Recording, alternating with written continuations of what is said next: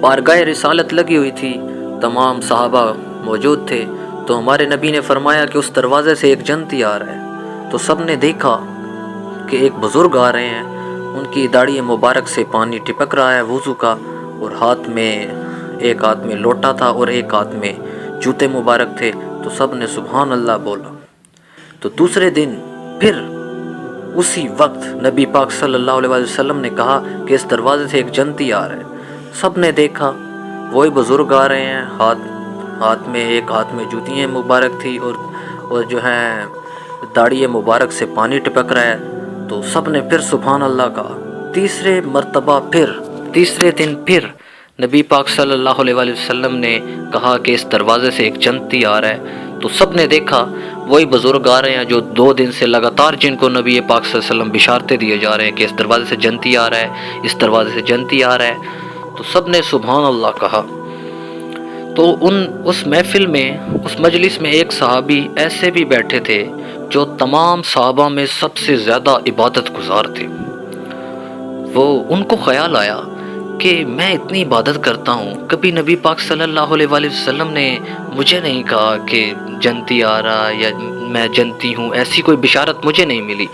تو ان کو خیال آیا کہ پتہ نہیں یہ بزرگ کے پاس ایسا کون سا عمل ہوگا۔ تو شام کے وقت وہ صحابی گھر گئے، تو اپنا کھانے پینے کا کچھ چھوٹا موٹا سامان لیا اور پہنچ گئے اس بزرگ کے دروازے پر۔ دروازہ کھٹکھٹایا، وہ بزرگ نکلے، السلام علیکم۔ وعلیکم السلام۔ تو صحابی نے فرمایا کہ ابا کے ساتھ تھوڑا سا مسئلہ بن گیا ہے، تو بس میں 2-3 دن آپ کے ہاں رہنا چاہتا ہوں۔ تو ان بزرگ نے کہا ہاں ضرور، آپ ہمارے ہاں رہ سکتے ہیں۔ تو اصل میں وہ دیکھنا تو چاہتا تھا کہ یہ بزرگ اصل میں عبادت کیا کرتے ہیں، ایسا ان کے پاس عمل کون سا ہے کہ نبی پاک صلی اللہ علیہ وسلم نے 3 دن لگاتار ان کو جنت کی بشارت دی ہے، جنت کی خوشخبری ان کو سنائی۔ اس دروازے سے جنتی آ رہا ہے، دیکھا یہی بزرگ ہیں۔ دوبارہ کہا یہ جنتی آ رہا ہے، تو وہی بزرگ آئے ہیں دوبارہ۔ تو پہلی رات انہوں نے نماز پڑھی، عشاء کی نماز پڑھ کے فوراً گھر آئے، تو انہوں نے ایک اپنے اوپر چادر ڈالی، وہ بزرگ بھی ساتھ میں آ کے لیٹ گئے۔ انہوں نے ایک چادر ڈالی، اس چادر میں سوراخ کیا، سوراخ سے بھئی دیکھتا رہوں کہ یہ بزرگ رات کو اٹھ کر کیا عبادت کرتے ہیں ایسی۔